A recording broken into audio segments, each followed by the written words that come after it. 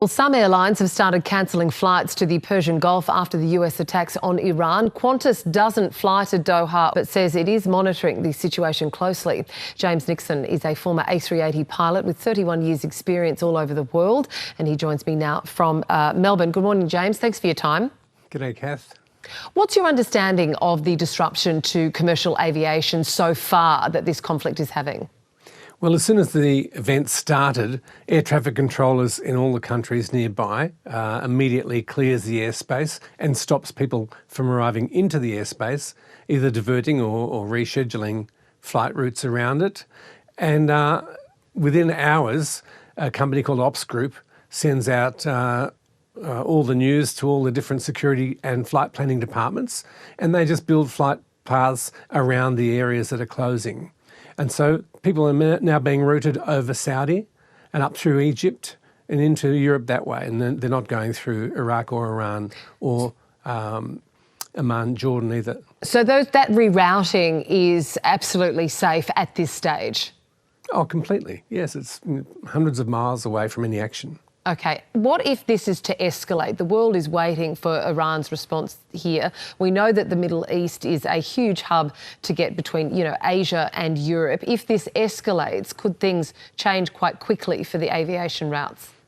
Well, only if something dramatically happened in terms of, say, a nuclear blast or something like that, which would certainly close the Gulf, and they'd be really looking at options. But I can't see it getting to that point where it's going to affect the countries on the south side of the Gulf or Saudi Arabia or Egypt. Is there any threat, or would there be any threat to any US airlines at this stage, given yesterday's operation on Iranian nuclear sites? Yeah, that may be a case, and they may be taking caution about that. I noticed British Airways have decided not to fly down to the Gulf at the moment.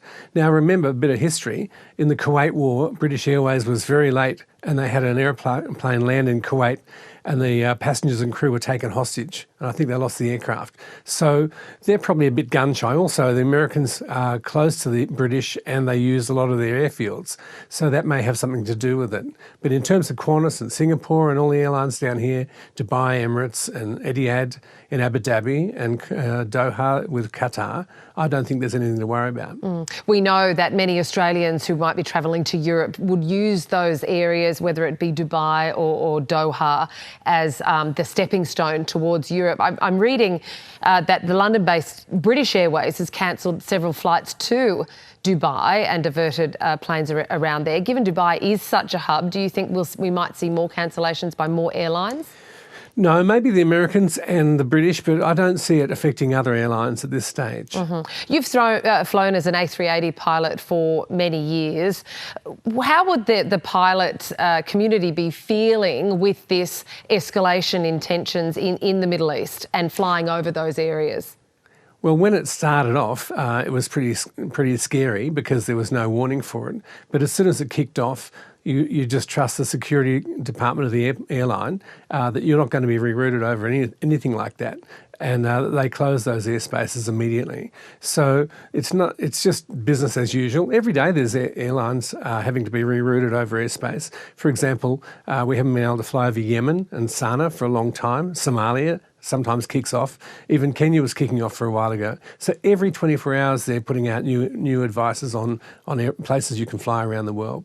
James Nixon, really great of you to join us. Thank you for your Pleasure. insight.